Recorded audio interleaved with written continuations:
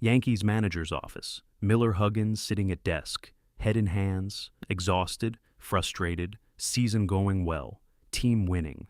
Ruth hitting home runs. But Huggins has problem, not baseball problem, discipline problem, Babe Ruth problem. Ruth missing team meetings, showing up late to games, disappearing after games, sometimes not returning to hotel until dawn, or not returning at all.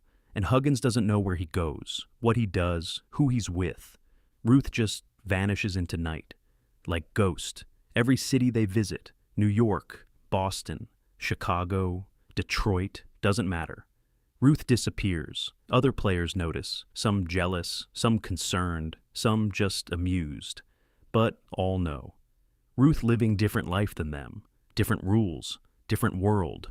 Knock on door. Yankees owner Colonel Jacob Ruppert enters, sits down, looks at Huggins. Hey, still having Ruth problem?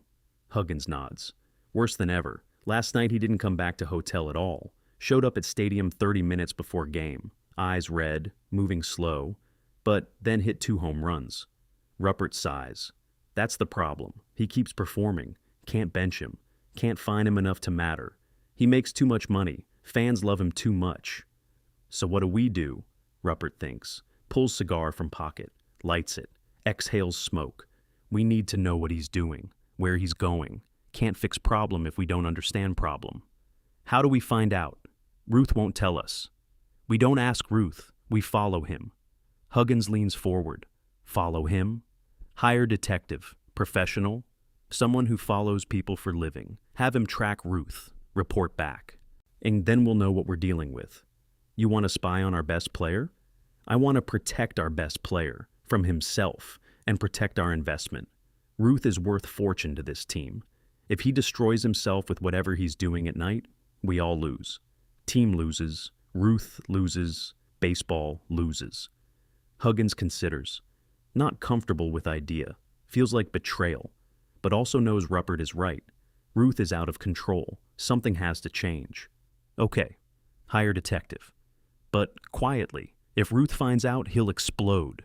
He won't find out. Detective will be invisible. Professional. Best in business. Week later, detective hired. Name is James Morrison, former police investigator, now private detective. Specializes in following people, finding information, staying invisible. Ruppert and Huggins meet him, small office, downtown Manhattan. Old Morrison sits behind desk, notepad ready. Gentlemen, I understand you need surveillance on someone. Ruppert nods. Babe Ruth, Yankees player. We need to know where he goes at night, what he does, who he's with. Morrison raises eyebrows. Babe Ruth? The Babe Ruth? Yes, that's going to be difficult. Why? Because everyone knows what Babe Ruth looks like. He's famous, recognizable. Following someone famous is harder than following nobody. People notice him. People talk to him. Hard to stay invisible when your subject is celebrity. Can you do it or not? Morrison thinks. Taps pen on desk. I can try, but I'm going to need resources. Ruth is known for being unpredictable. I'll need assistance. Multiple people watching different locations? This won't be cheap. Money is not issue. We need results. Morrison starts surveillance. And first night, Chicago road trip. Yankees playing White Sox. Game ends 5 p.m. Ruth leaves stadium 6 p.m. Morrison waiting outside.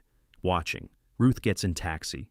Morrison follows in own car. Ruth's taxi goes to hotel. Morrison thinks, easy, he's going to hotel. We'll rest, normal evening. But Ruth doesn't go inside, hotel. Gets out of taxi, walks past entrance. Keeps walking, down street, turns corner.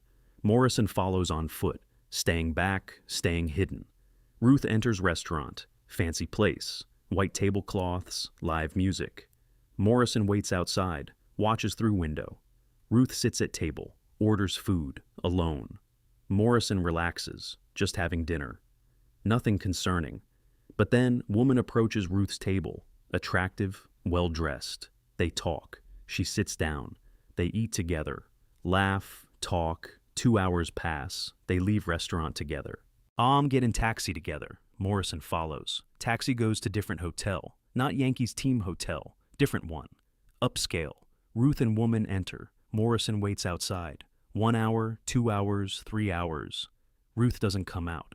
Morrison checks watch. Midnight. Makes note, subject did not return to team hotel.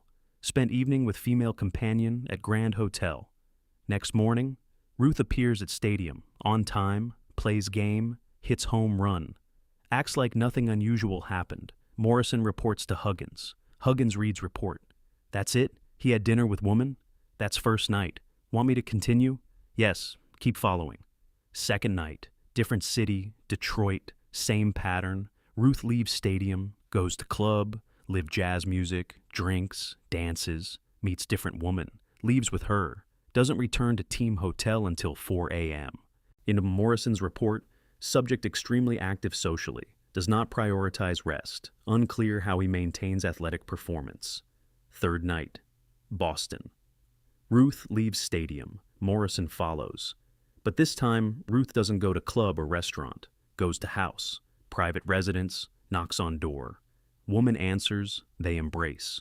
Ruth enters, Morrison waits outside. 4 hours, Ruth emerges, gets taxi, goes to different location. Another house. Different woman answers. Ruth enters. Morrison notes, subject visited 2 separate residences in single evening, returned to hotel at 6 a.m.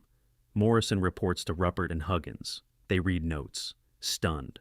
Huggins, how is this possible? How does he play baseball on 2 hours sleep? Morrison, that's not even most remarkable part. What is? Yesterday in Chicago, I lost him. Lost him? Yes.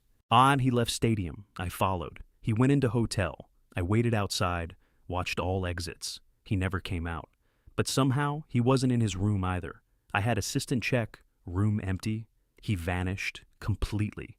I don't know how. I don't know where he went. I'm professional. I've followed hundreds of people. Never lost someone before. But Ruth? Impossible to track. He moves too fast, goes too many places, knows too many people. It's like following Ghost. Ruppert and Huggins look at each other. This is worse than they thought. Not just one woman, not just one club.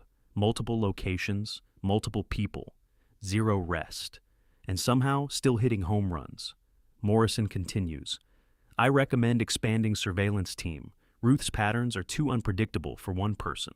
We need multiple detectives, cover different areas, different times. Do it? Oh, whatever it takes. Morrison expands team. 3 detectives now, working shifts, covering different locations. For 2 weeks they follow Ruth, every city, every night. Reports pile up, each more incredible than last. Ruth in 5 different locations in one night. Ruth not sleeping for 36 hours. Ruth somehow appearing at places detectives didn't see him travel to. Finally, Morrison calls meeting, hands thick folder to Ruppert and Huggins. Final report, 2-week surveillance, complete documentation. They read, page after page, locations, times, details. When finished, Huggins looks up. This is impossible. How does human being do this? Morrison shrugs. I don't know. But I can tell you this, I've been detective for 20 years, followed politicians, followed criminals, followed businessmen. Never seen anyone like Babe Ruth. His energy is superhuman. His ability to function on no sleep is unexplainable. And his social calendar is busier than presidents. So, what do we do? Honestly, nothing. Nothing. You can't control him. I've tried following him. Can't be done. He's too unpredictable, too energetic. Too popular. Everywhere he goes, people want to talk to him, want to be with him. And he says yes to everyone. You can't change that. You can only accept it or trade him. Ruppert stands, frustrated. We're not trading Babe Ruth. He's most valuable player in baseball. But this lifestyle will kill him eventually, or destroy his performance. Morrison packs up papers. Maybe, or maybe he's built different. Maybe what would kill normal person just makes him stronger. I don't have answer. I just have facts. And facts are, Babe Ruth doesn't sleep. Doesn't rest. Doesn't follow normal human patterns. But somehow still hits home runs. That's all I can tell you. Morrison leaves. Ruppert and Huggins sit in silence. What do they do now? Can't control Ruth. Can't trade Ruth. Can't find him enough to matter. Just have to hope he doesn't destroy himself. Meanwhile, In Yankees clubhouse, Ruth's teammate Ping Body is being interviewed by reporter. Reporter asks, Ping, you're Ruth's roommate on road trips. What's that like? Ping starts laughing. Roommate? I'm not Ruth's roommate. What do you mean? Team roster says you room together. I don't room with Ruth. I room with his suitcase. Reporter laughs, writes down, quote, it becomes famous, spreads through baseball. Other players hear it, laugh. Because everyone knows it's true. Ruth is never in room, never sleeps. Just keeps moving. Keeps living, like man who knows life is short. Like man trying to fit entire lifetime into every single day. But then something changes, something nobody expected. Something that transforms everything. Ruth meets Claire. Claire Hodgson, model, actress, beautiful, sophisticated, smart, very smart. They meet at party, New York City. Ruth arrives with usual entourage, loud, laughing, center of attention. Claire is there with friends, quiet, elegant, observing. Ruth notices her, walks over, uses usual charm. Hello, beautiful, I'm Babe Ruth. Claire barely looks at him. I know who you are. Want to get out of here? Go somewhere more private? Claire turns, looks him directly in eyes. No. Ruth blinks, not used to rejection. No, I don't go anywhere with men I just met, especially men with your reputation. Ruth surprised, intrigued. Make my reputation? Everyone knows your reputation, Mr. Ruth. You're a famous baseball player who lives like there's no tomorrow. That's not interesting to me. What is interesting to you? Men who live like there is tomorrow. Men who plan. Men who think about future, not just next party. Ruth stands there, speechless. For first time in years, woman said no. Woman challenged him. Woman wasn't impressed by fame or money or charm. It fascinates him. Can I at least buy you drink? Claire considers. One drink, here, in public, with my friends present. Deal. They talk. Ruth tries usual approach, funny stories, baseball tales, celebrity name dropping. Claire listens politely, unimpressed. Finally, Ruth stops. Okay, I give up. How do I impress you? You don't. Everyone is impressed by something. I'm impressed by consistency, by reliability, by men who keep promises, by men who show up when they say they will, by men who think about someone other than themselves. Can you do any of those things? Ruth thinks. Honest answer, no. He's never been consistent, never reliable, never thinks about tomorrow, lives entirely in moment. No, I can't. Not right now. Claire nods. Then we have nothing to talk about. Starts to leave. Ruth grabs her hand gently. Wait, what if I wanted to change? What if I wanted to be that kind of man? Claire stops, looks at him, searching for sincerity. Do you want to change? Ruth realizes he does. For first time in life, he wants to be different. Not because someone is forcing him, because he wants to. Because this woman is different. Because maybe there's more to life than parties and fame and living for moment. Yes. Yeah, I do. Then prove it. How? Call me tomorrow. Exactly 2 p.m. if you remember. If you're sober. If you actually show up when you say you will. Then maybe we'll have coffee. She writes number on napkin, hands it to him, leaves. Ruth stands there, holding napkin. His friends approach. Who was that? That was woman who just changed my life. Next day. Ruth wakes up, looks at clock. 11 a.m. Unusually early for him. Usually sleeps until afternoon. If sleeps at all. But today is different. Has to call Claire. 2 p.m. exactly. He showers, gets dressed, eats breakfast. Something he rarely does, usually just coffee and cigarette. But today feels different. 1:55 p.m. Ruth sits by phone, napkin with Claire's number in hand. Nervous. Actually nervous. When was last time he was nervous about anything? 2 p.m. exactly. He dials, phone rings, once, twice, 3 times. Claire answers. Hello? Claire, it's Babe Ruth. I know, you're on time. I'm impressed. Can I take you to coffee? Yes, but I choose location. And we're going now. Not tonight, not tomorrow, now. I have practice in 2 hours. Then we have 2 hours. Are you coming or not? Ruth smiles. I'm coming. They meet at small cafe. Nothing fancy, nothing flashy. Just quiet place to talk. They sit, order coffee, talk. Really talk, not party talk, not surface talk, deep talk, about life, about regrets, about what matters. Ruth tells her about childhood, about being abandoned at orphanage, about learning baseball as escape, about becoming famous too young, about never having normal life. Claire listens, really listens, then shares her own story, growing up, modeling career, failed relationships, and understanding that fame and money don't equal happiness. Hours pass, coffee gets cold, neither notices. Finally, Claire says, "Babe, you're living like man who thinks he's going to die tomorrow." Why? Ruth thinks. Nobody ever asked him that. Because maybe I am. Baseball career doesn't last forever. Fame doesn't last. Money can disappear. So I'm living now, taking everything I can before it's gone. But what if you don't die tomorrow? What if you live another 40 years? You'll wake up old and alone and realize you wasted it all on nothing. Ruth feels weight of words. She's right. He knows she's right. What should I do? Live like you have future. Make choices today that future you will thank you for. Stop running from yourself. I don't know if I can change. This is who I am. No, this is who you've been. Who you are is choice you make every day. Choose different. Ruth leaves cafe, different man. Not completely changed, not transformed overnight, but thinking, really thinking, about future, about choices, about what he wants life to be. Not just next week, but next year, next decade. He starts making changes, small ones, returns to hotel earlier, skips some parties, sleeps more, eats better, teammates notice.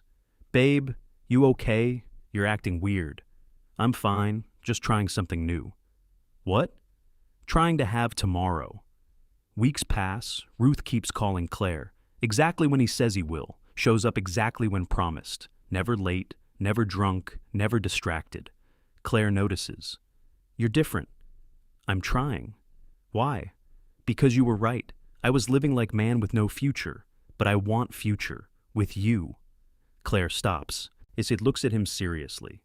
"Babe, I need you to understand something. If we do this, if we actually do this, you have to really change. Not pretend, not temporarily, really change. Can you do that?" "Yes." "You have to give up the parties, the women, the chaos, all of it." "Can you do that?" "Yes." "Why?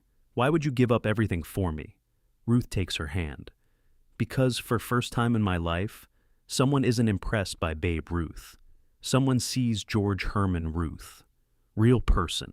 Scared kid who became famous too fast. Who never learned how to be normal human being. You see me. Not the legend, not the celebrity. Me, and I don't want to lose that. Ever." Claire's eyes wet. "That's first truly honest thing you've ever said to me. I'm learning." They get married, small ceremony, not big celebrity wedding, just family and close friends. Al Fresco's crazy. "Babe Ruth getting married." Sports writers shocked. "Will marriage slow down, Ruth?" Teammates skeptical. "Give it 6 months. He'll go back to old ways." But they're wrong. Ruth changes, completely. Stops partying, stops disappearing, comes home every night, on time, Claire waiting. They have dinner together, talk about day, about life, about future.